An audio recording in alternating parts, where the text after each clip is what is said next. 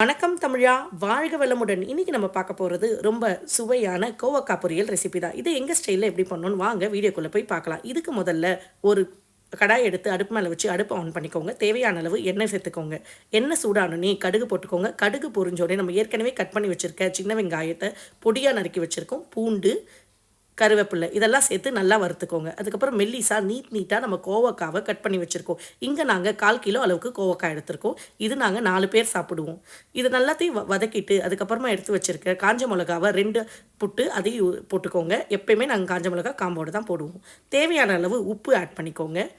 ஒரு பிஞ்சு மஞ்சத்தூள் ஆட் பண்ணிக்கோங்க. மஞ்சத்தூள் ஆட் பண்ணி உப்பெல்லாம் ஆட் பண்ணிவிட்டு நல்லா வதக்கிக்கோங்க. எல்லா பக்கமும் மசாலா பண்ணணும்.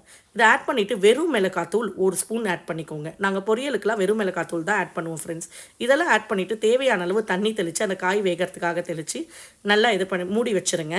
நாங்கள் எப்பயுமே கொஞ்சம் க்ரன்ச்சியாக தான் வெஜிடபிள்ஸ் சாப்பிடுவோம். ரொம்ப வெந்து போய் சாப்பிட மாட்டோம். கடைசியாக நம்ம ஏற்கனவே வறுத்து வேர்க்கலையே பொடி பண்ணி வச்சுருக்கோம், அதை ஆட் பண்ணிட்டு வறுத்திங்கன்னா சுவையான கோவக்காய் பொரியல் ரெசிபி ரெடி. இந்த மாதிரி வீடியோஸ் பார்க்கறதுக்கு எங்கள் சேனலான தமிழ்நாடு ஃபேமிலியை லைக் பண்ணுங்கள், ஷேர் பண்ணுங்கள், சப்ஸ்கிரைப் பண்ணுங்கள் ஃப்ரெண்ட்ஸ். Thank you friends.